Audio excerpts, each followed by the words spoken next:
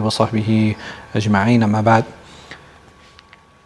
So before we had talked about actually doing actions for other than Allah subhanahu wa ta'ala, this chapter he's going to spend time talking about those actions and talking about those deeds and avoiding them and staying away from them out of fear. And this is something that is it's the flip side of riyā, right? So you do something for others, or you stay away from doing something for the sake of others.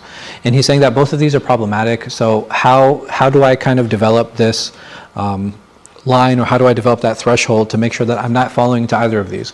We spoke a lot about how do we avoid riyā, right? Like, how do we avoid doing actions for the sake of others? Now we're going to talk about how do we avoid abandoning acts for the sake of others. So he said there are people who abandon acts of worship out of fear because they feel that people might say that they're showing off. And it's important for us to keep in mind and to understand that this is something that is wrong. So if I don't do something, right? So if I don't do my 2 rakat, or if I don't pray, or if I don't fast, or if I don't do certain good deeds out of fear that people will say something about me, then this is something that he says is incorrect. And this is actually essentially what the shaitan wants, right? He wants us to abandon acts. He wants us to stay away from things. He doesn't want us to do good deeds.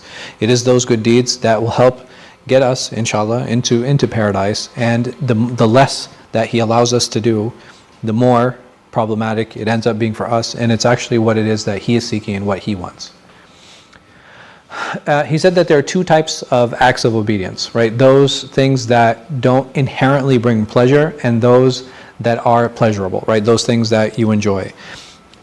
And he mentions acts like, he mentioned things like prayer, fasting, making hajj, making jihad.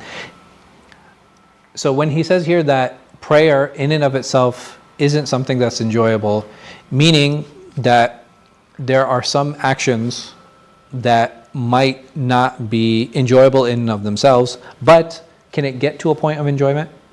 Yeah, absolutely, right? It can get to a point where prayer is enjoyable. It can get to a point where fasting is enjoyable. But he's saying that in and of themselves, if you kind of remove them from, right? Yeah, even sometimes for us, it can feel like a chore, right? All right. There are times where we look forward to prayer. There are times where we look forward to like Ramadan and fasting. Even when it comes time to like distribute zakat and things like that. But he's saying that they're not necessarily in and of themselves things that people normally enjoy. He said there are other things like being a leader, where people actually enjoy that. People enjoy like judging between others, governing others, leading prayers, which is very interesting, reminding others, teaching, spending. And the reason for that is because what do all these things have in common? It's when we interact and when we deal with other people. These actions are very personal. Right? These are personal actions, which is why we might not find that same level of joy in it, versus these, right, where there is a level of joy because we're now dealing with others. And all of the things that he mentioned here, what is associated with them is this idea of leadership. And with leadership and with status comes respect. And a lot of times we enjoy receiving that respect, we enjoy being put in that status and being put on that pedestal. So when it comes to these bodily acts of worship, right, so when we talk about prayer, when we talk about fasting, when we talk about hajj, for example, he said there's an element of risk that's there. What is that risk? Meaning that riyā can fall into that action before I perform that action. And he's saying that it can happen at the same time. And the third possibility, something that can happen during. Meaning, so what's the difference? I keep pressing the wrong button. The difference between these two simultaneously is like the moment I begin my action, okay? And the last one is like I've already started the action and while the action is going on. And he says here that if we understand that there are 3 elements that where this riyā can fall into, it's important for us to be aware of that so that we are vigilant throughout all of these different time frames. Don't think that just because I've made it to a certain point that I'm safe from riyā. What time frame has he not mentioned here? After. Why? Because it's done, right? the action's over. I can't have riyā for a past action, right? For something that's been done. I can only have either before, during, or like while after I've started the action and I'm in the middle of it. As for before, he says that there are three ways, or there are different ways for us to, for that to become apparent. In the action itself, if I am seen doing that action, and I want to try to prevent myself from falling into that riya, and he says that there are a few ways of doing that, either by dispelling this idea and making sure that I'm doing it for Allah subhanahu wa ta'ala alone, making sure that I'm questioning myself and asking myself and reminding myself of what that intention actually looks like. And some of the things that he reminds us that we should and we can ask ourselves is asking ourselves that, are you not ashamed before your Lord? Meaning that if I'm performing this action, if I'm doing this action, I should ask myself, who am I doing this for? Why am I doing this? And if I'm doing this for Allah subhanahu wa ta'ala, or if I'm falling into a sin, then okay, am I not like kind of shaming myself and kind of understanding where it is that I stand to remind myself not to perform that action? He also mentions, do not be generous in your deeds for the sake of people, but be generous for the sake of Allah. Again, asking, reminding myself, telling myself of why it is that I am doing these particular deeds to make sure that my intention is pure. And this essentially is taqwa, right? This idea of questioning, this idea of mujahada, this idea of fighting against myself, purifying my intention, making sure that I'm doing things for the sake of Allah subhanahu wa ta'ala alone. And it is in that where he mentions here that this is where you actually find qana'ah, right? This is where you're going to find tranquility. The moment that I remember and I align myself and I bring myself back to the state of reminding myself of why it is that I'm doing or performing certain actions, this is a way for me to purify my heart, and it is a way for me to purify my deeds.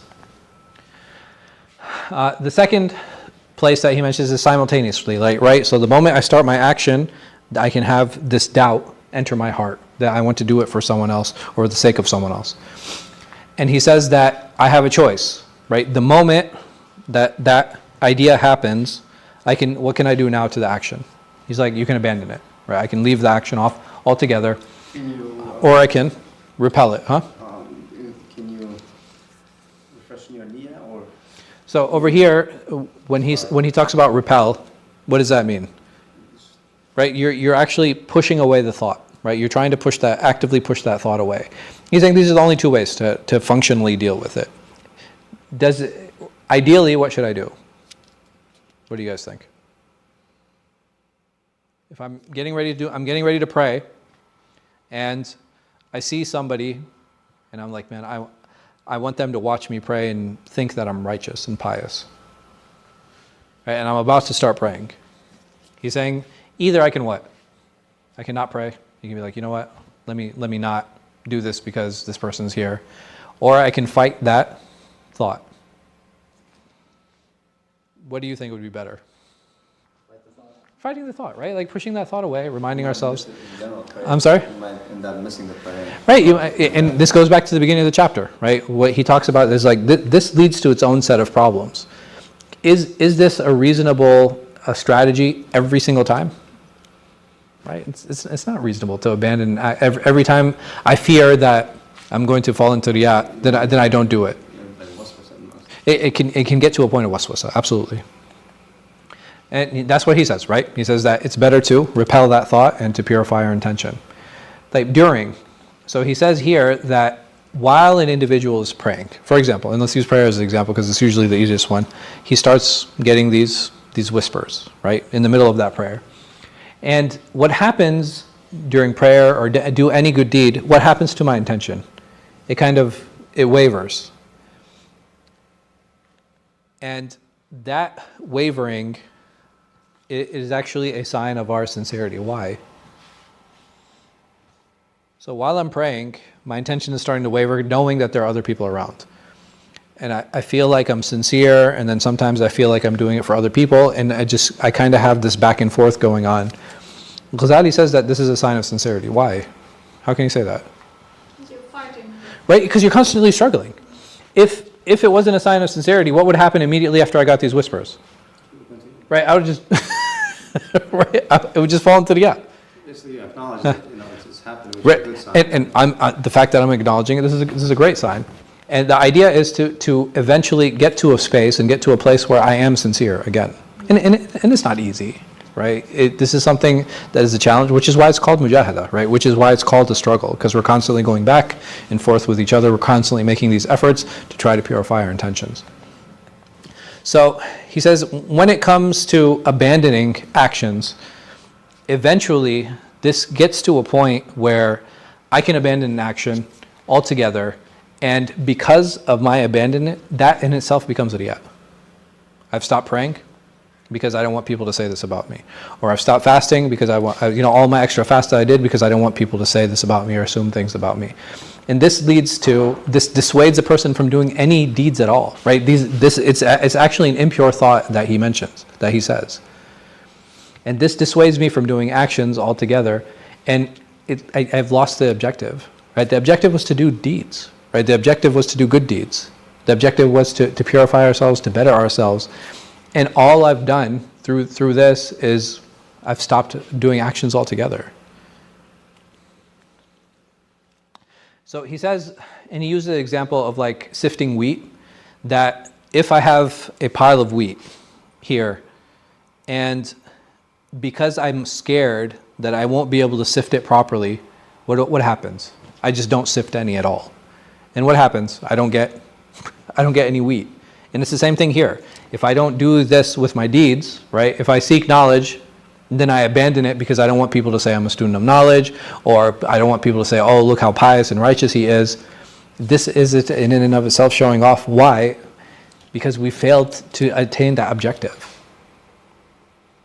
And it's something, like we said, is very dangerous. And essentially, this is what the shaitan wants, right? He wants us, if he gets either of these, he succeeded. Either he succeeded in getting us to stop doing that good deed and whatever it is, or he succeeded because now this is the mindset that we've taken. Like, we're so worried about the world around us that we don't worry about ourselves. Which is an interesting conversation, because a lot of times we like saying that, right? It's like, well, I'm not worried about what other people say. When the reality is that we actually are worried about what other people do say. And I don't think that's a problem, right? We should worry about what other people say. Why? Shouldn't I just like not care?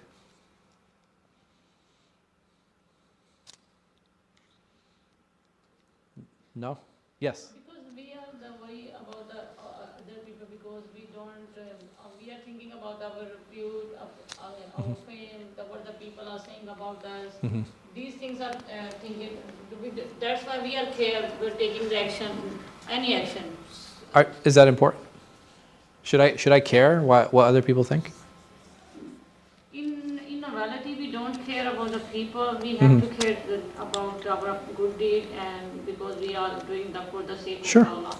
I think that's great. But in the reality, we are the social person. The people are, when do the something, they definitely think about the society and about the people, what the people are saying about this.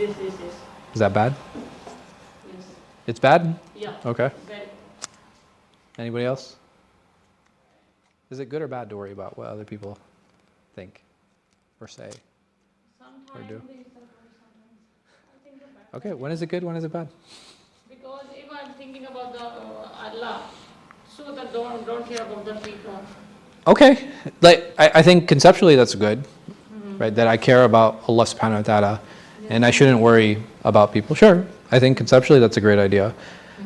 But like I said, is it a problem to worry about what other people say or what other people think? If it prevents you from doing something. Right. So if it stopped me from doing something haram, I think that's great, right? I think that's that positive social reinforcement, that positive social pressure is something that's very healthy. What if it prevents me from, if I like a certain color and I know that people are not going to like that color, should I care? You don't know? I'm curious. Yes. Okay. If it improves, I don't know, relationships, if it improves cohesion, whatever. Sure. Okay. So I would say that I think it's important to care what other people think and be aware of it. I don't think we should allow it to dictate our lives. right? Does that make sense? Yeah. And the reason I say that is like, it's because of these interpersonal relationships that if I'm aware of what other people enjoy, it will help me interact with them better. Because if I keep doing things that people don't like, what's going to happen? And then it might not be haram, right? It might not be haram. So for example, I go to the grocery store and I'm like, okay, hey, let me buy some apples, and I take my thobe and I put my apples in here, and I go to the checkout, and did I do anything haram? No, but what's going to happen? How are people going to treat me? Right? He said crazy, right? So they're going to treat me as odd, right? They're going to treat me as strange, even though I didn't do anything haram. But if I took a bag, would anybody say anything to me? No. Like comply with Social norms and customs. Right. Like we have to, like I said, and that's that example of like being aware of these things. It helps us when we deal and interact with others. The other thing we need to keep in mind, okay, maybe I'm a little bit more brave. Maybe I'm braver. Maybe I care less of what people think. Does that same characteristic pass on to my children? Do they have the same level of tolerance that I do? My wife, my parents? And if I'm constantly going to places where I'm standing out, and again, I'm not doing anything haram, but I'm constantly entering spaces and I'm standing out, how does it affect them, positively or negatively? How do they feel?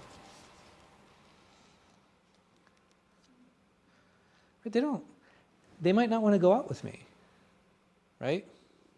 If I'm being overt and I'm being extra and I'm going above and beyond, right? It's not always healthy. It's not good for them either, because are they going to want to spend time with me? If they're like, oh man, every time we go out, he's going to start singing really loudly. Not haram, right? I can sing loudly. I'm not bothering anyone. But if I'm just walking down the street singing loudly, people are gonna be like, "What's?" You know what I mean? Like it's gonna be strange, right? It'll be odd. So, do we have to be aware of these social norms and customs? Yeah, we do. That is something that's important. Should we let it dictate how we live? No, not necessarily.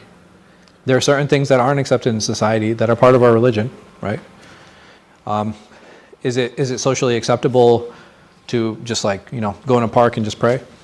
Right? Some people are like, what is he? He's putting his head on the ground. Like, what is going on here?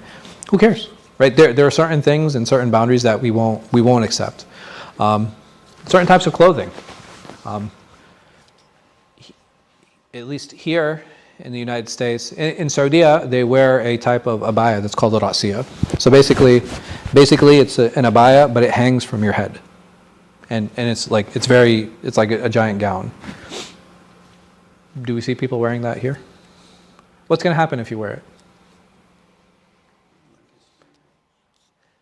You're going to get a lot of strange looks. You're going to attract a lot of unnecessary attention. But a woman walking around in hijab is normal, right? It's become a normal part, acceptable part of at least in Northern Virginia, where you're not going to draw too much of attention. But if I'm wearing something like that, what's going to happen? Probably going to draw a lot of attention. Again, it's important to keep social norms and customs in mind, especially if those things are not haram. Even a Bedouin man, he came into the masjid. It was Masjid Nabawi, and he looked around and he said, "Man minkum Muhammad?" He said, "Who amongst you is Muhammad?" What does that tell us? Right, he was dressed just like everyone else. He didn't dress anything there, and even Abu Lahab and Abu Jahl and like all of the pagans of Mecca. You know the complaint that they didn't have? They're like, oh, how come you changed our clothing? How come you changed the way that we spoke? Right? He didn't change any of those things. Those things actually stayed. Even the way that he greeted, even the way they're like, oh, how come all of a sudden you're doing all of these strange actions? How come you're interacting with us in a different way? No. Those things were actually, they stayed. So understanding and maintaining customs and norms, it is actually a way to bring acceptance into different spaces and places. Because if I do things people are familiar with, how does that make others feel? It makes them feel comfortable. It doesn't make it feel like this person is bringing something foreign. It doesn't make him feel like this person is bringing something different. So, I would say like even within our society, are there more Black American Muslims or white American Muslims? There are more Black American Muslims. Why? Somewhere along the line, in their ancestry, there were Muslims. So names like I've seen names like Khalid, Muhammad, Aisha. These aren't strange names within the Black American community. Why? Because that's something they inherited. So for them, coming to Islam and dealing with those names, is it something strange? No, right? It's very familiar. How come the same thing is not in white American culture?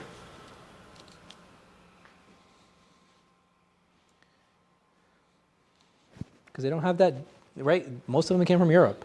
And Islam doesn't have that same presence that it did in Africa. So that familiarity isn't there. And now, if you have Islam, to a lot of people, does it look like an indigenous religion or does it look like an immigrant religion? It looks like an immigrant religion, right? It looks like, oh, that's not for us, that's for them, right? That's their religion. So even Islam, in the way that it spread, and if you look across the Muslim world, do all Muslims dress the same way? No. Do they all speak the same language? Does everybody have to speak Arabic? No. Interestingly enough, over 80% of Muslims are what?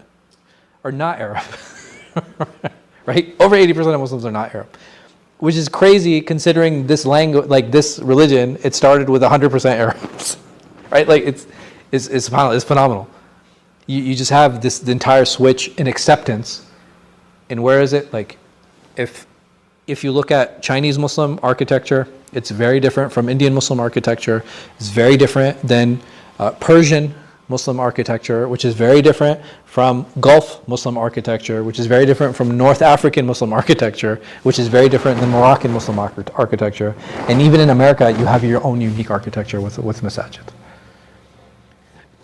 That for us shows the cultural pervasiveness of Islam. And like, it doesn't matter what culture you'll go into, because Islam came to bring religious values. And it didn't come to destroy what? Cultural ones. The only cultural values Islam doesn't accept are what? The ones that are what? How can I say, okay, this cultural value we can't practice. Why? Because it's against the Sharia, right? It's against Islam. Everything else, it's like, okay, well, truthfulness is really important in our culture. Well, what is Islam going to say? It's like, yeah, that's great. You have to continue that. That's wonderful. Even amongst the pagan Arabs, some characteristics that they were famous for was their generosity, for their hospitable. They were hospitable. In Islam, did they come like, oh no, we're not going to do it like the pagan Arabs do it. We're going to do it our way. Right? No, it was something that they were familiar with. So this idea of familiarity is something that we should not overlook. It's not something we should undermine. It's something that we should actually be very proud of, and that whatever spaces that we Muslims go into, it's okay. We're part of the culture that's there. We don't need to come with a different way. We don't need to come with a different dress. We don't need to come with a different way to speak. Because Islam, which ethnic group owns Islam? None. It's universal. This is Allah's religion. It's something He set down, knowing that it's going to go to different places and different spaces. And we'll find time and again that when there are problems, either between a husband and wife, or between a father and his children, or between co-workers, or within the community, are those religious problems or are they cultural problems? Cultural. They're more often than not cultural problems and issues. And the problem is that when people look at Islam, if we all wear glasses, right? Like all of us, we wear these glasses. Usually the first pair of glasses that we put on are the cultural ones, And then the second ones we put on are what? Then the religious ones. So now I'm looking at Islam through what? Through my cultural lens. Versus if I put my religious glasses on and then my cultural ones. It would help change the entire perspective of how we deal with each other, how we deal with our children, how we deal with our families. The number of complaints I get from some, alhamdulillah, not all, but some married couples, I wouldn't have these problems if I was back home. Right? I've heard this from a number of people. And I usually respond to them as like, yeah, you'd probably have a different set of problems. Right? Like, I'm sorry? Go ahead. Yeah. And the thing is like, okay, well, everything is like, there's a cost benefit that's there. And even understanding the places that we live, or even having an attachment to places that we live. If I love where I live, or I love where I was raised, why is that an issue of contention? Did the Prophet ﷺ love Mecca or not? When he was being kicked out. Now this was at the peak of the animosity and enmity toward him ﷺ. You know what he turned around and said before he was kicked out? He says, "Anti ahabb al-baqa ilayya." He said, "You are the most beloved piece of land to me. Like, you're the most beloved earth to me." Like, he loved Mecca. Did he love the shirk? Did he love the prostitution? Did he love the oppression? Did he love the killing? No, obviously he didn't love those things. But we have to learn how to compartmentalize some of these things. Like, okay, there are a lot of elements that I can love about a place without loving everything about that place. And there's nothing wrong, like, in the beauty of Islam is, there's nothing wrong with love, right? Like, having love for things is great. It's actually very healthy. It's the thing that actually allows the heart to grow. Because we learn to kind of put our heart out there. It helps us increase in our vulnerability when we're dealing with each other. And I don't mean vulnerability like because it's expressed like, in different ways from different people. Men are usually more restrained than women, and that's fine. But being vulnerable can be something as simple as, I'm angry because you yelled at me. And that's it. Right? I've stated very clearly my emotion. I've stated very clearly the reason for that. And that's it. That's the solution. Some people require more expression. Some people require more, more involvement, more explanation, and that's fine. But we need to get to that point where we recognize that emotion, we're able to express it. And many times, because of our cultural values, and what do cultural values look like? Unfortunately, I just had a phone call today, unfortunately. But there's a couple that wants to get married. So I said, okay, hey, listen, I have to speak to your father. And she was like, my father doesn't agree. I said, I have to talk to him. I said, I have to do my due diligence. I call him up and I'm like, okay, hey, listen, your daughter came to me. She wants to get married. What's going on? Please, this is your opportunity to tell me why this shouldn't happen. He's like, oh, those are personal reasons. I was like, okay, can you share one with me? He's like, no, they're like family reasons. And I was like, so you can't share any? He was like, no. I was like, okay. It's not Islam that prevented him from speaking. It's not. It's not the religion that prevented him from speaking. Because I've been on the other end of phone calls with fathers who are like, thank you for calling. I've been trying to talk to her. This guy, he has XYZ problem. I have no problem. Tell me when I can come in so we can meet and so we can sit down and have a conversation. I'm so glad she came to you. The difference, like ego, arrogance, my family pride, my family name, where does that come from? Like those aren't Islamic values at all. It's the cultural values that we put on the pedestal. And then when it comes to Islam, it's because it's so easy, and subhanAllah, it's amazing, like, all of this talk about showing off and like our intention and stuff like that.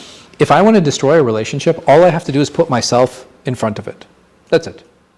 The moment I put myself and my nafs and my ego in front of a relationship, you know what's going to happen to that relationship? It's going to get destroyed. No, I can't do this because I'm angry. I can't do... Are you doing me a favor when you're angry? Right? That I should be like, oh, okay, I'm sorry, you're angry. The world should cater to you and your anger and your upset. No, that's not how that works. You have a right to ask for space. You have a right to ask for time, but that time cannot be indefinite. Like, this is how mutual respect works. And the only thing that will remind me that this person has a right is what? So my relationship with Allah subhanahu wa ta'ala. That's it. Otherwise, why maintain relationships at all? Why make efforts at all? If we understand and we know that this individual has a right over me, who gave them that right? It was Allah subhanahu wa ta'ala. And I'm in no position to take that right away. But what will make me feel that? Oh, well, my family honor, right? I'm the father. This is the level of respect that I live in. And subhanAllah, it's amazing that the only thing that causes me to live in an ideal world in my head, right? If I want to live in ideals and work in ideals, the only thing that pushes me there is my ego.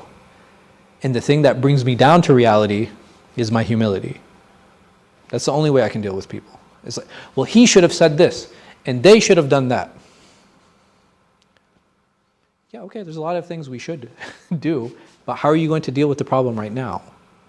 How are you going to deal with the issue right now? Well, he's supposed to give me this. He's not giving it to you. What do we do? Well, he should. Okay, just keep being angry, right? Like that. There's no other solution. And why am I angry? Because I feel I am deserving, and there's no way that I can get over that. All it is ego. That's it. Right? Yeah. No. Yes. It's like no. But the problem is, it's like my way or the highway. Okay. What is the alternative? Tell me how to get to this highway. Right? There's no highway. It's my way. It's just my way. That's it. Like, I wish. Oh, subhanAllah. Oh, man. I had this couple. Oh, man. May Allah guide them. They're going, terrible divorce, man. Terrible divorce. He owes me this. She owes me that. She owes me this. Blah, blah. I turned to her, and I was like, he's not going to give it to you.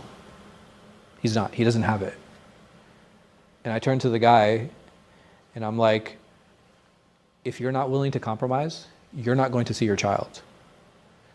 And I said, this bickering and quarreling that you guys are doing, I was like, there's only one person who's going to get hurt, and that's going to be your child. That's it.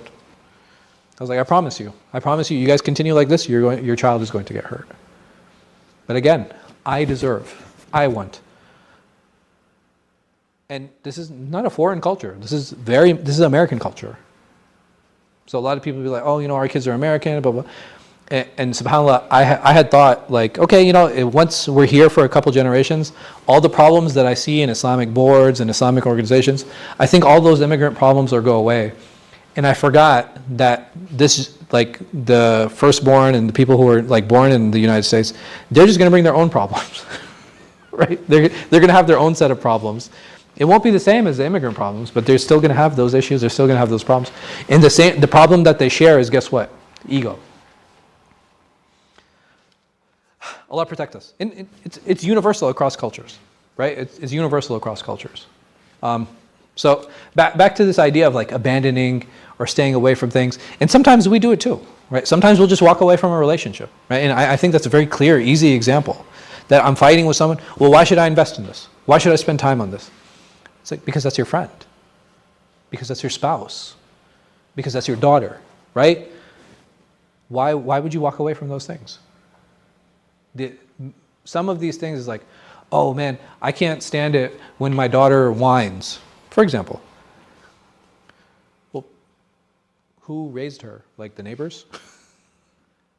Like who's reinforced these problems and these ideals and these issues? It's like I have as a parent. But what's really hard to blame? It's really hard to blame ourselves. It's really hard to correct our behaviors, right? We're so obsessed with correcting other people's behaviors that we fail to look at our own shortcomings. But that's all it takes. All it takes is like a little bit of, a little bit of introspection. Because at the end of the day, do I have control over anybody around me? No, not at all. Like, we barely have control over ourselves, right? But at least there's some. And subhanAllah, I know this is something that I know I've tried in my life. The moment I stopped being a victim, the moment I started wanting to make change, the moment I started making an effort in bettering myself, all of my relationships got better. All of them. And even the bad ones, do you know how they got better? Because I cut them off. I'm like, man, this is toxic. Why am I maintaining this relationship? This doesn't make any sense. And the rest of the 80% of my relationships were healthy, and I was not the healthy person in them. All it takes is that change has to be here. Because if we look at like, oh, you know, well, my friends are like this, and my neighbor is like this, and my dad is like that, and you know, and this is like that. Well, the only thing connecting all these people is me. Is it really the problem with all these people? These are things that we really have to think about. And again, man, like this, a lot, and it's very unfortunate, but even in American culture today, it's just the feed, like, right, you know what I mean? Like that self-feeding, like, you know, the likes and the thumbs up and like, right, it's all about me. It's like, oh, it's me time, you know, like I need to worry about me, or, you know, I need to put me first. It's like, okay, it doesn't have to be all about, all about you. There are other people in your life too, and all of these things can move together. Sometimes, do I need to give myself priority? Absolutely, right? So if I'm in a place of financial instability and my family is reliant on me, and I've had multiple cases like this. It's like, man, I have family overseas, they're reliant on me, blah. I was like, they're your family, right? They're like, yeah. I was like, they love you. They're like, yeah. I was like, they'll understand. Right? If you're not in a position to help, guess what? Tell them. The only thing that's preventing you from telling them is your ego, because you're shy to say no. But sometimes we have to be vulnerable. And the thing is, if you're not telling them yes or no, you're leaving them hanging, and that is the worst position you could put anyone in. By not giving clarity, this is the worst position anybody can be put in. Because if I say no, what can that person do? Seek other avenues. Seek alternatives. Because now they know, it's like, okay, well, this door is closed, let me look here. But if I'm like, oh, maybe, yeah, I'm trying, blah, blah, blah, what's going to happen? They're just going to keep waiting. Right? They're going to keep waiting. And if I say yes, alhamdulillah, right, the issue is solved. But I have to learn to be honest, and like it is our ego that stops us from being that. May Allah subhanahu wa ta'ala make us all humble. Ameen.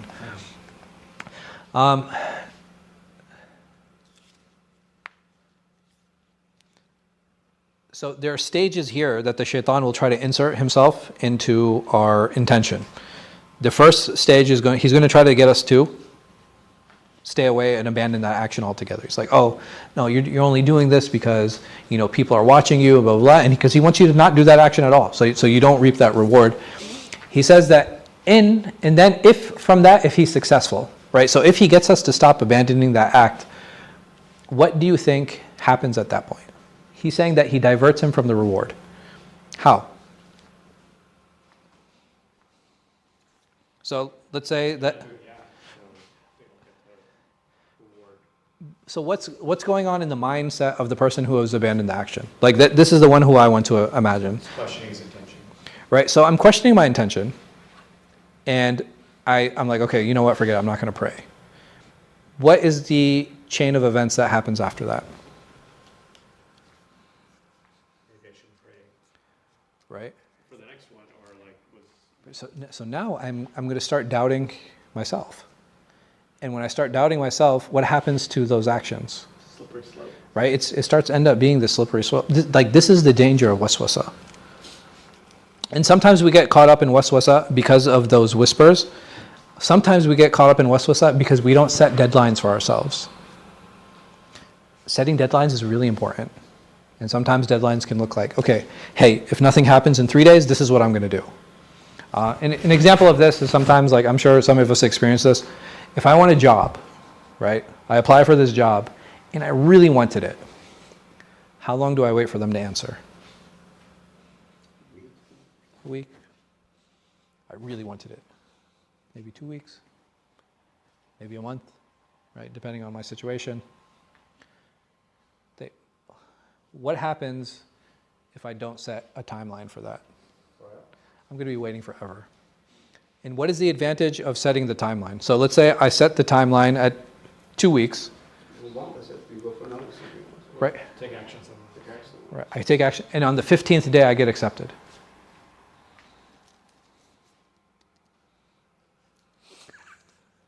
It happens, right? The important thing is to stick by the deadline. Why?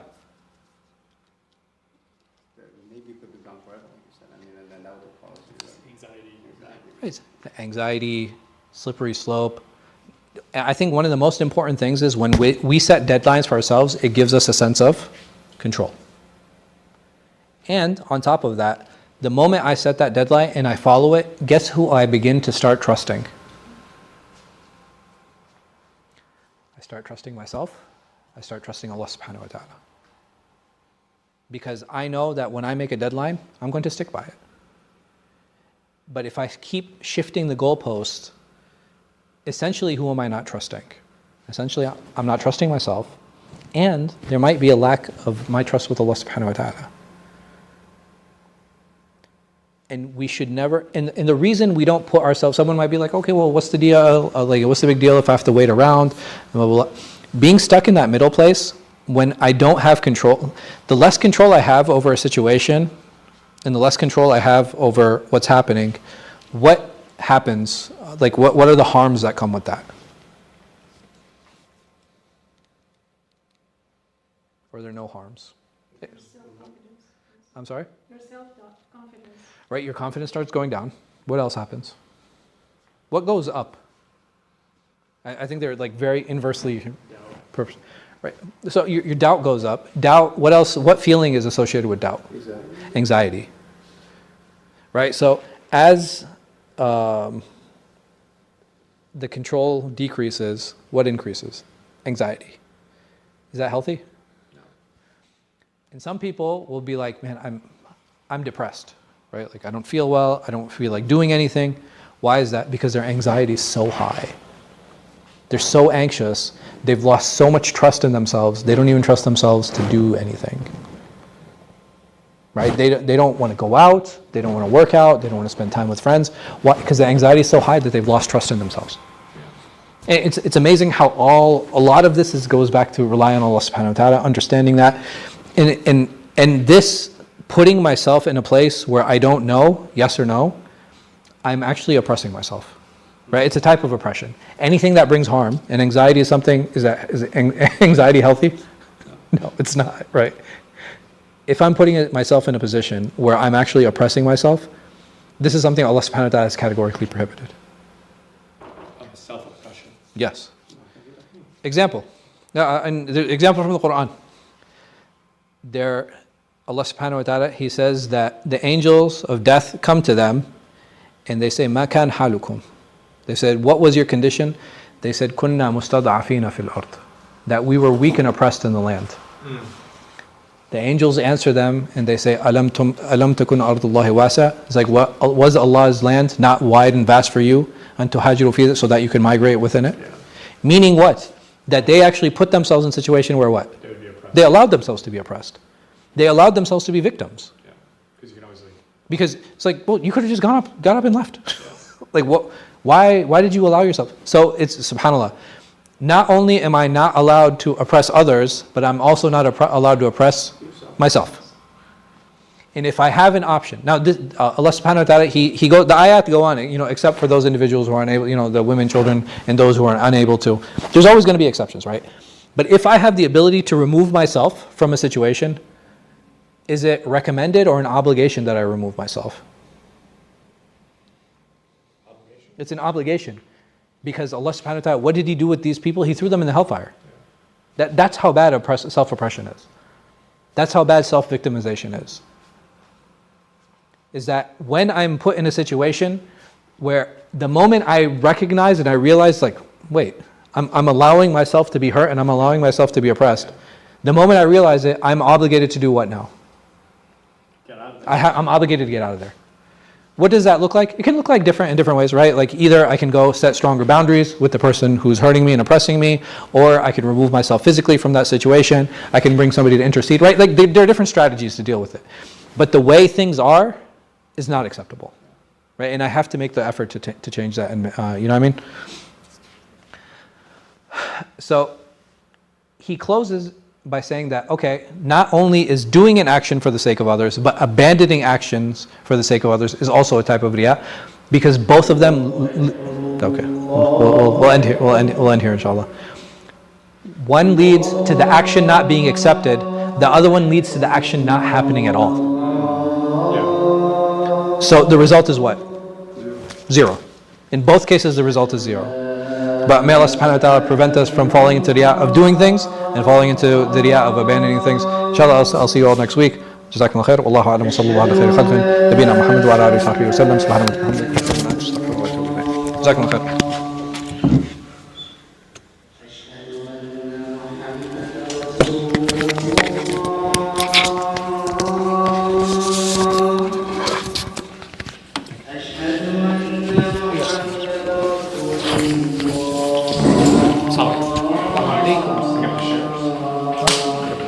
Yeah, can we just get some help putting the chairs away?